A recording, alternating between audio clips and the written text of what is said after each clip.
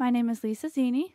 I am 24 years old. Today's date is July 1st, 2006, and we are in Pittsburgh, Pennsylvania, and I will be talking with my grandmother. My name is Clementina Zini, age 85. Today is July 1st, 1906, and I live in Pittsburgh, Pennsylvania, and I'm talking with my granddaughter, Lisa Zini. So, Nonna, you were a young lady when World War II began. Although your father was an American citizen, how did your family end up back in Italy at the start of the war? Well, we came to this country in 1929. I was 8.5 years old. We were in this country till 1932. And my mother was sick. We were 5 children, 3 boys and 2 girls. And my father was during the Depression, did not have a job. We lived in 3-room little house. So we had a grandparents in Italy, in our little town, and they had a big house, a lot of property, farming. And my grandfather sent my father the money for the trip and said, send my grandchildren back to Italy. Maybe I can do better for them that you can do in America, being that it was very bad during that Depression time. So that's how we all went back. But my father stayed here in this country. Now, what was life like during the war? Well, the first war started with Korea, with Ethiopia, and that was when my father came back to pick us all up in Italy in 1938. But then the war started, and they advised him it would be better for him to come right back, because at that time Mussolini had it with the American citizens. They were always after us. And so my father just came right back without us, because he thought, if I go back to America, maybe I can help you better than staying here in this country. Well, then the Second World War started, and we were all over there. My father was over here. There was no way of communication, no letters, no telephones. And for a few years, we didn't know anything about him, nor he knew anything about us. Then my older brother, Dominic, he was ready to come before the war started, and he had his passport ready to come back to the United States. And they took his passport, and of course, he said the wrong words. At that time, Mussolini was in charge, and he says, I don't want to fight for any other country. I want to go back to America. Well, they threw him in the army, sent him to Yugoslavia, and he was a prisoner for 37 months. We didn't know whether he was living or dead, no communication at all. Matter of fact, he came home, and after 5 days that he was home, we got the death notice. But Wow. the reason was that he was wounded, and he was in the hospital, and an American captain that was a prisoner of war, but the Germans made him work in that hospital. And my brother told him his story about how he ended up in the army and didn't want to fight, but he had to. And he felt bad for him, and he says, well, if you want to give it a try, I'll help you to leave this place. But he was in Yugoslavia, so he says, I'll give it a try because they're going to kill me here anyway. So that doctor said, well, you wait. When I have a chance, I'll help you to escape. And he took the dog tags that one dead man had there in the hospital and put them around my brother's neck, and took my brother and put him on the dead person. That's how we got the death notice. And he escaped, and he came home. He looked like a skeleton. He was very sick. For about 6 months, we had to take care of him. Nobody gave us a penny. It wasn't like here that they take care of you. At that time, there was nothing. Mm-hmm. So in the meantime, we were occupied by that time. When he came back, we were occupied by the Americans. We were liberated, but it took a long time. And what was it like having having Italy occupied with the soldiers and the SS? That was terrible. The German soldiers were not too bad, and they were telling us, get away from here if you can, because the SS is behind us. They're coming up. When I say they're coming up, the front line moves, and they were moving. But we didn't have no place to go. So when they came, they took everything we had. We were farming. They took our cow, they took our mule, they killed all our chickens, they killed the rabbits, they came in the house and they took whatever they wanted, and we had to keep quiet. And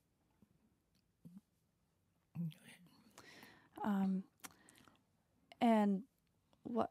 And when your other brother was taken into the army, and how then did that after, happen? when the Germans were there, they came and they said that one person in each family had to go and work for the Germans. Well, in my family, one brother was like I told you, a prisoner. We didn't know where he was. My father was in the United States. I had another brother, but he was young. He was 13. They didn't want him. So they said they want either me or my mother. And so an old man there in the village, that one night he says, I'm going to go up in the mountains and find your brother up with the partisans, because one of my brothers had ran away and went up with the partisans in the mountains, and tell them what they want from you, from your family. So he says, oh no, I'm going to come down and go and work for the Germans, because they can never do to me what they can do to my mother or my sister.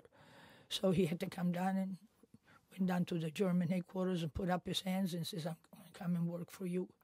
He says, where were you when we came to your house? He says, I was out in the field working. He didn't tell them he was with the partisans. They would have killed him right there and then. Wow. So he worked for them, and they took him away. And he went down just with a pair of shorts and a sandal in front of these officers when he went down and told them he was going to work for them, thinking, if I don't take nothing with me, they'll probably send me back home. At least I see everybody once again, because I don't know what's going to happen to me. But they didn't. They kept him the way he was. They took him away. When the front line was moving, they would move with the front line, when the Americans. But the Americans took so long to come up from Casino. And every day we would, hoping, we didn't have no radio, no TV, nothing, no telephone, no electricity. And if you look in Iraq now, you'll see what a war is. The people in this country don't believe it, how fortunate they are to live in the United States. We were so happy when we came back and saw the Statue of Liberty. Wow. You mentioned once that you were able to, with the people in your neighborhood, listen to the voice of America. Well, that was the only way that we could find out where the American troops were. And there was a fellow that lived by us and had a little radio that ran on batteries. So at night, at 11 o'clock, he had a cellar that was all underground. And we would go there. And it was a curfew. It was very dark outside. And a couple of people would stay around the house outside, because if we heard a motorcycle or if we heard an airplane above, we would knock. And we had a signal for him to stop the radio right away, because if they would have picked it up, they would have killed us. We weren't allowed to know anything. And we would go there, and we had a little map of Italy. We would keep that map on the table. And whenever the Voice of America would say, today they bombarded Rome, or they killed this many people, they advanced so many kilometers, then we would mark it down. And every day we'd see how far the Americans would progress coming up. Because, see, we live up above Florence. It's about 600 kilometers from Casino. So we followed them from Casino all the way up. And when they reached Florence, which we don't live far from Florence, it took so long to get where we live, because there's all mountains. And a lot of soldiers got killed there, because we live right by the Brenner Road. And the Brenner Road is the road that from Rome goes up in Austria. And that's where the Germans came in, and that's where they had to go out. And our house was just probably 2 kilometers above that street, up on the hill. We lived in the outskirts of Florence, up on the hills. They're all little villages. They call it the Tuscan region. Mm-hmm. And they came in. They occupied all that place, the Germans. Then whenever they were leaving, they would take everything we had because they didn't have anything. By that time coming, they weren't like the Americans. They didn't have a lot of supplies. They would take whatever we had. Food. They would go out in our field, and with their bayonet, they would dig potatoes and then bring them to us, and we had to peel them and make the potatoes, sell whatever they wanted. They killed the chickens and then bring them to us, and we had to clean them and cook them and bake them and cook them. That was the SS. We were always shaking day and night. And when the siren would, on the city hall would ring, then we had a sack by the door with some clothes and some food, and we run outside and stay in the barns until that was over. I know that you still have a few pieces of a bombshell. Yes. That was on your porch. Yeah. I guess the bombings happened a lot, and Yeah. how did that get on your porch? Well, we were all out in the field for a couple of days. We were staying in a barn, and a fellow came down. An old man came and said, "You better come up because 2 of your cousins have been killed in the court. You know, they have these piazzas in those little villages, and these 2 of my mother's cousins were in the house, and they wanted to cross this court to go to their mother, and the Germans killed them with a machine gun."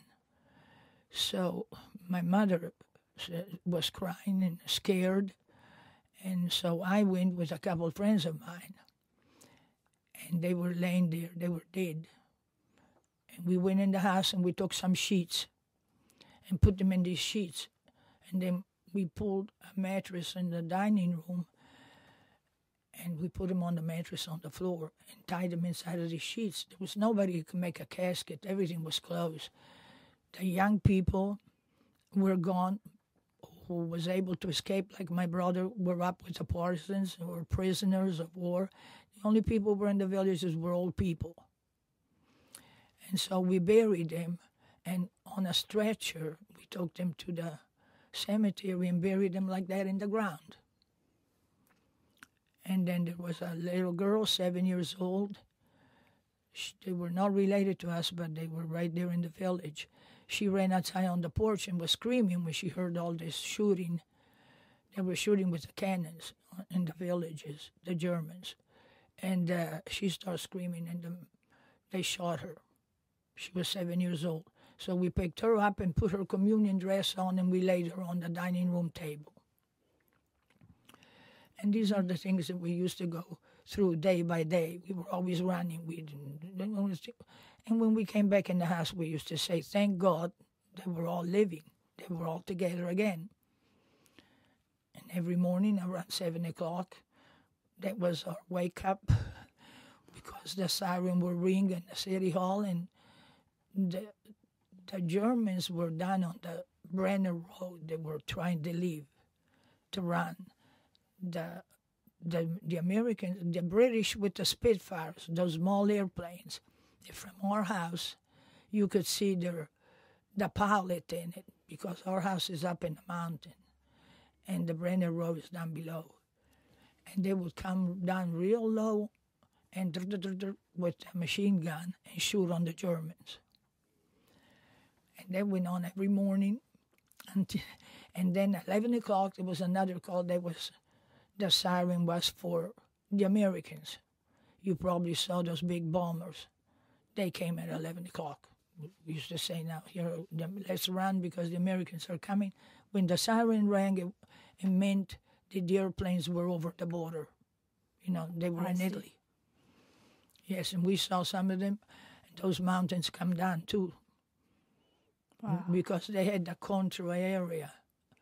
You know, they had the airplane. The Germans had these machine guns up on the mountains. They would shoot at the airplanes, try to get them down. Mm-hmm. And this was the life that we lived for quite a long while. How many years? Well, total? We were liberated in 1942, I think. No, 44. In 44 we were 42 we were liberated, and then for a couple of years till I left, it was the Germans were gone, but the Italian Mussolini soldiers, the fascists, were always hoping to put up their fascists. So we didn't know who we were talking to. There were spies all over. There were people that still against the Americans. They didn't like us. They just felt they knew you were an American citizen. Watch out. And so we couldn't wait to get out of there. Tell me about the time that there was the spy in your town, the dentist, I think? The dentist of our town was a spy. We knew that he was a big fascist guy. And we had these dispersed soldiers that ran away. They were Italians, British, Americans. Whenever the Americans came to Italy, they were soldiers of the Italian army, not of the fascist army, of the Italian army. And they all ran because they were running from the Germans. Some of them came up north, south, wherever they could go, found a place to stay, and somebody would feed them. So we had 8 soldiers in a barn.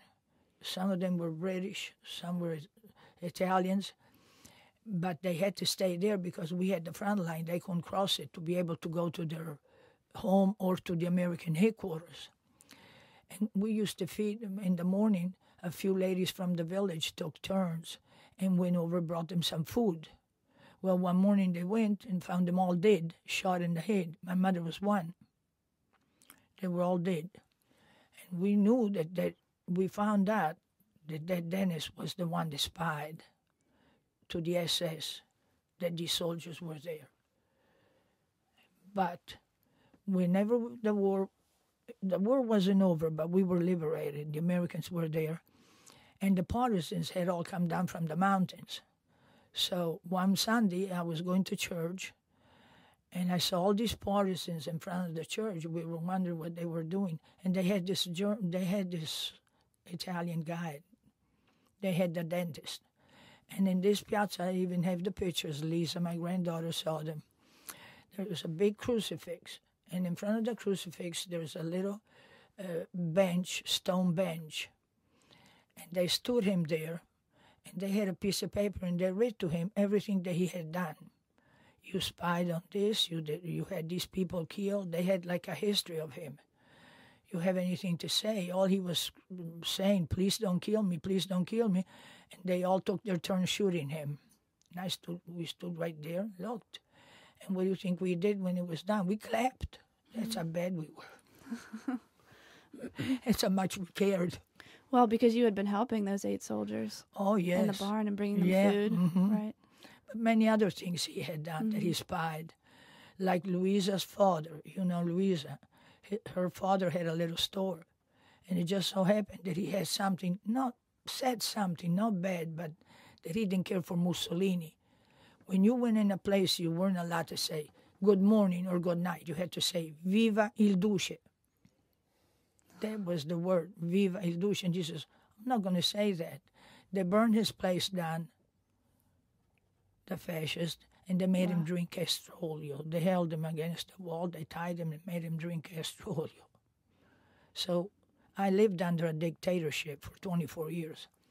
I hope that America here wakes up and never want to live like that, because you don't open your mouth. Right. God bless America.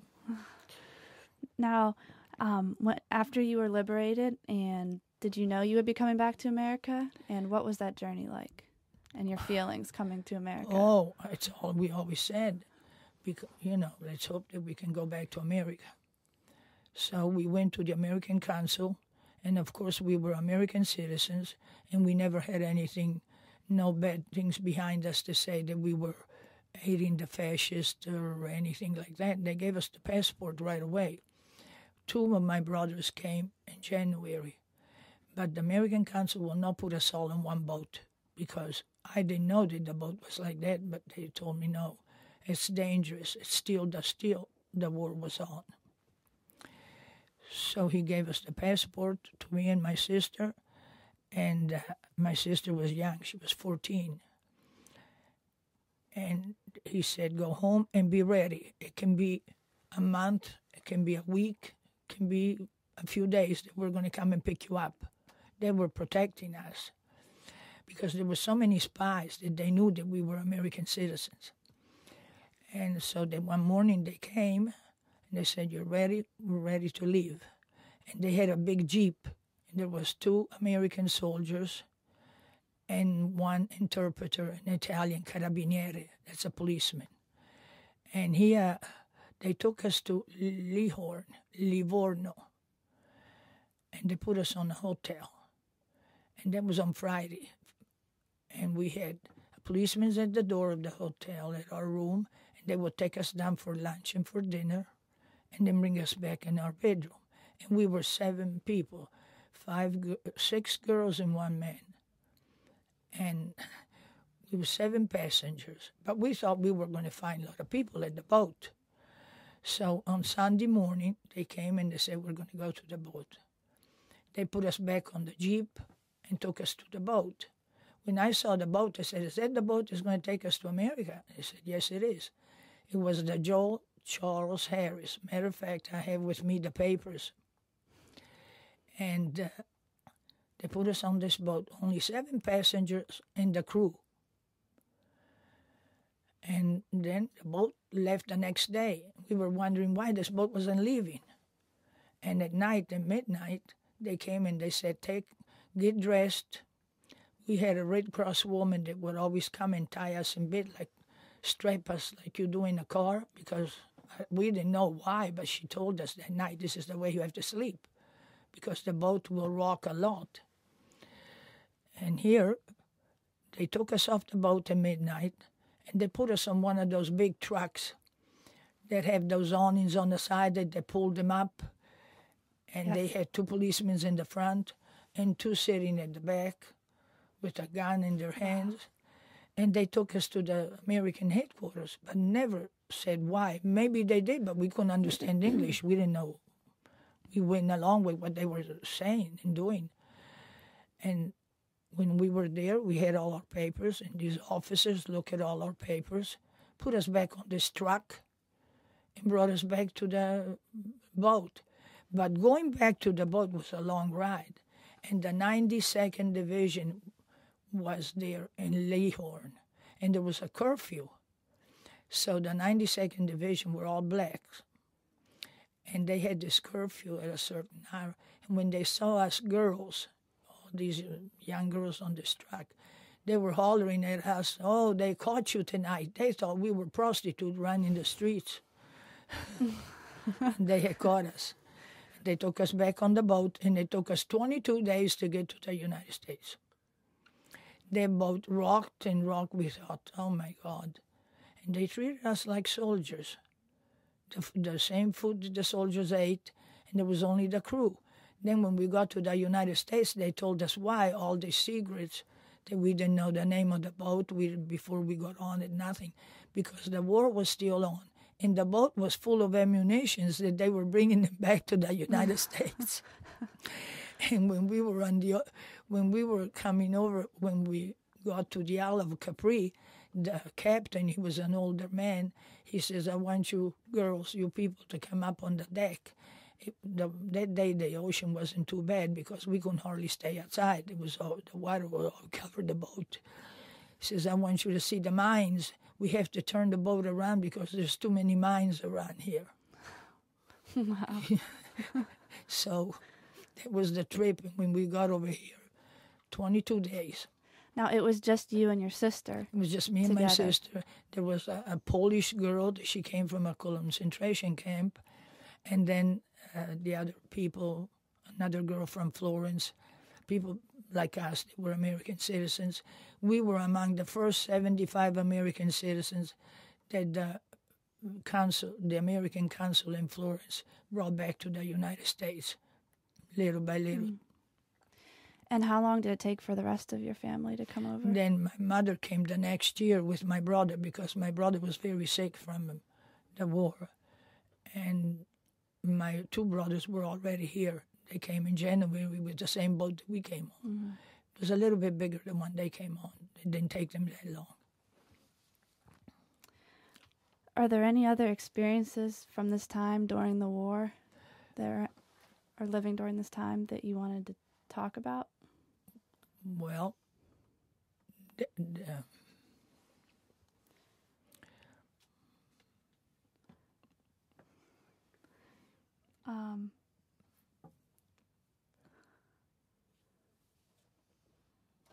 How about, can you tell a little bit more about the story about Dominic and how he had the tag switched?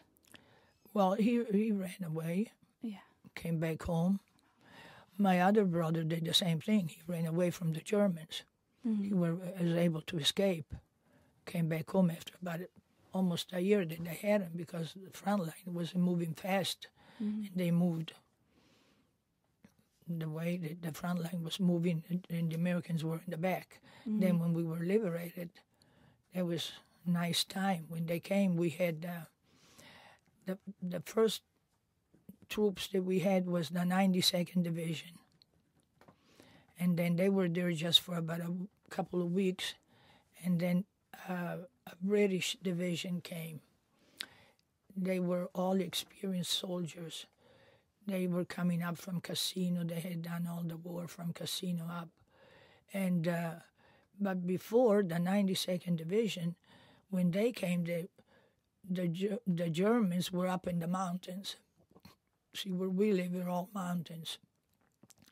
And those nights were terrible because they weren't afraid of those American soldiers, the Germans. Mm. But when the British came, we didn't hear too much going on because they were more afraid of them. The British were tough. The Americans were more easy and they were younger. And we had when they occupied the little village, we had about 30 soldiers in one house, and they had the foxholes were right up above our house. And they would go in the foxholes like so many at a time at a certain hour. We used to hear those commands, calling for the soldiers to go and to come back. And we had 2 officers that lived in our house. They went around, and if you had a room, they would put somebody. So we had 2 officers living in our house. But they were nice. They never bothered us. They would come in and go straight upstairs. They took a bedroom, and they had all their equipment. The first thing they did was change the lock at the door. So we would hear all these mechanisms go on, like telephones, but what they were doing, we never knew anything about it. Yeah. Now, when you came back to the United States, how did you adjust to life Here? now in the U.S.? How is it different than?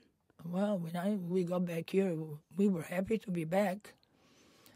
Of course, we didn't have anything.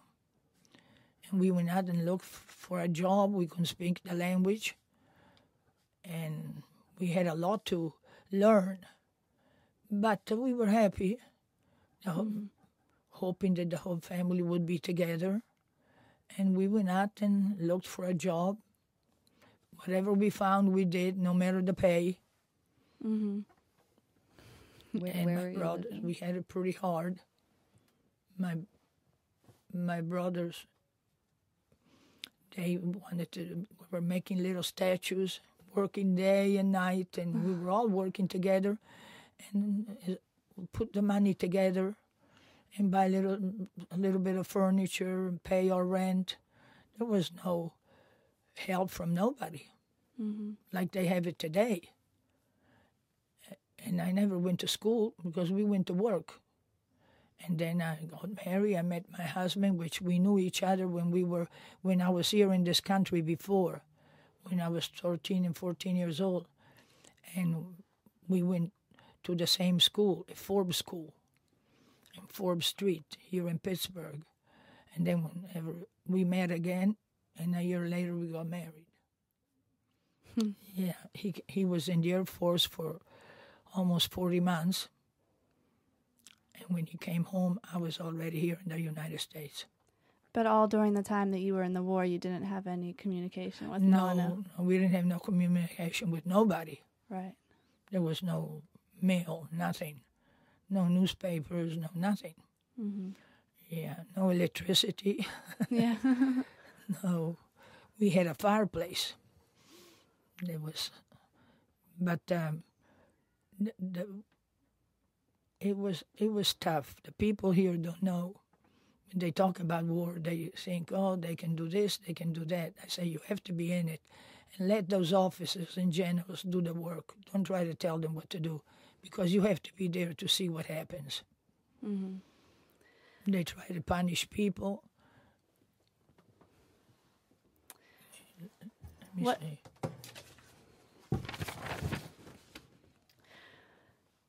So, what does it mean to you to be an American now? You've been I was in always America. happy to be an Yeah. American. I was always proud of that. When I was born, my father was always an American citizen. He came to this country when he was 14. And when I was born, there was a law that he could register all us 5 kids here in the United States. Well, 2 were born here, but the other 3 he registered us here in Pittsburgh. So that's why we were like born here. We didn't have to go for an American citizenship paper, ask questions or nothing. That's why we were able to have an American passport. Right. And of course, Mussolini was against. He used to say that him and Hitler won the world, the entire world. And we had to keep quiet and say, yes, you will. But within ourselves, we thought different. One time they came in the house, they were the SS, and I was trying to read a little book, and it was in English. And I remembered a few words from what I was over here before. And my sister looked at me, and when they weren't looking, she grabbed the book and put it on the chair, and she sat on it so that they wouldn't see that it was an English book, that we were reading English books. That's all. They were tough. They would come in the house and say, they took our table one day in the kitchen. We had a nice big table. They took it, they brought it down in the field, and we thought, well, maybe they want to eat on it and then to bring it back. Mm-hmm. We kept on waiting, and finally, when they got through doing what they were doing with it, they had all these big binoculars and stuff like that, looking up at the airplanes. And when they got through, they took the bayonet they broke the table in 50 pieces and left it right there, laughing, happy that they had done that, We couldn't say nothing. So it would have been living under a lot of fear for all those years. We always lived under fear. We used to go to bed at night and, wonder, oh my goodness, will they come during the night? Will they come at the door, And we always tried to be quiet and just, if they came and asked for something, try to understand what they wanted. Mm-hmm. Yes. Well, I know as a little girl, I always liked listening to you tell your stories about the war, and it's just amazing to me. It's amazing. The war is war. We don't need wars or something that you have to live through it. When I came to this country, you can ask your Nonna. When I heard the plane, when I was in bed and I heard the plane above, I used to wake up. Nonna used to say to me, I used to wake up and say, oh, there's a plane. Oh, you're in bed, he would say to me. You're in America now. Right. But I still had that fear, because the cannons and the bombing, oh my goodness, that time that they were shooting, and a couple of times, many times they did it, but that time I was going in the house, and they were shooting with a cannon from the other village to our village. And you saw the pieces that I have. One hit the wall of our house and one hit the steps. And I was going right in the house at that time. Wow. That's how after I picked a few pieces up and my brother picked a few pieces up, but we were afraid to go out and do anything. And you still have those pieces today? Yes. Uh-huh. Well, finally, are there any words of wisdom you'd like to pass along to your children and grandchildren? Oh, my. Well, all I can say is be honest, love each other, love your neighbor, and love this country. Yes. And no matter what, just thank God that you live here. Right. and love your family. And whatever you do, always be honest and have faith. Have faith in God. We did a lot of praying during the war. That was what held us up, was our faith.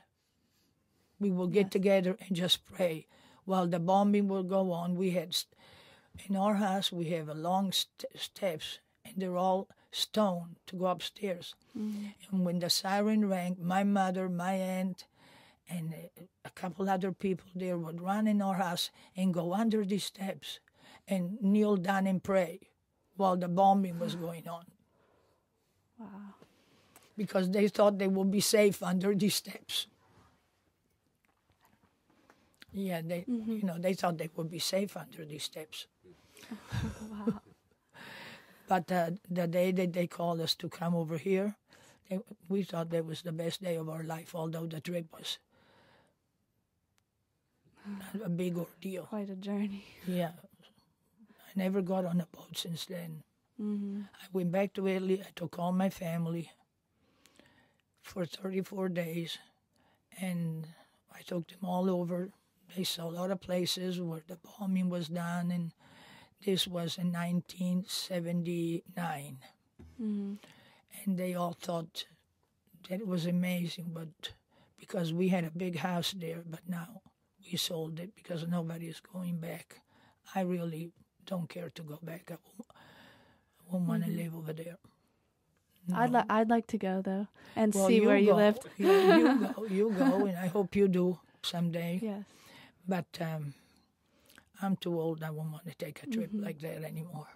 Right. And my family is all here, thank God. Yes. So I hope they do go. Your father's been there. He saw it. Yes. Yeah. But those mountains, see, where we live, it's all mountains. That's why it took so long for the Americans to come to get up there. A lot of them got killed. And when the 10th Mountain Division came, they were all young. That's the one that Senator Dole was in. They were all young kids, and the British were leaving. But whenever one group left, they had to wait for the others one first to come and take position. And when they were leaving, when the English were leaving, we all went up around the trucks there in the village to say goodbye to them. And then these big trucks full of American soldiers come in, and they said, "Where are the Germans?" They were asking us. And there were people that spoke English. And they said, "They're up there behind that mountain. You should have seen them grab their guns and be ready." They thought, oh, they were all young kids, young people. Wow. Then they left, the English left, and they took position. They were there for quite a while. Matter of fact, one of the officers that lived in our house wrote us a letter after he left, and he was in Bologna in the hospital. And in this letter, in English, and Laurina, this woman that spoke English, my neighbor, she read it, and he said, "Wars are so useless." He was without an arm and a leg. He had lost an arm and a leg. Yeah, so... How do you think that living under the war affected your character? Can you speak a little louder? She said, "How do you think living under the war affected your character?"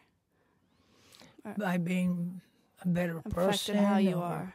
Yeah. Well, I feel I thank God for many things, which probably I wouldn't have. For the family I have, and for living in this country, and for being able to come away from there, the whole family, everybody still living, although we went through all that. And I feel that I see a lot of things now that I say, oh, I thank God that I'm not for this or for that, which I appreciate Helps the you. little things more than I would have probably did before. Yes. But we were farmers. We didn't have that much, Yes. We had food, but we had to work for it.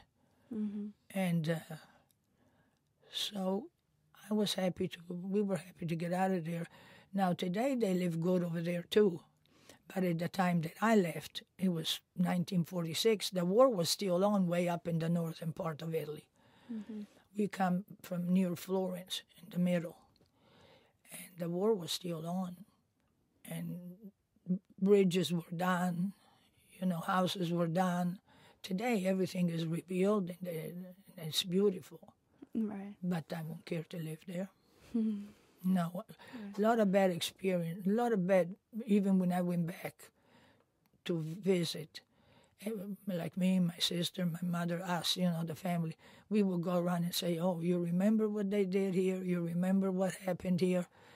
And it gave us the creeps to think, oh my goodness, we came back to it, Yes. Yes.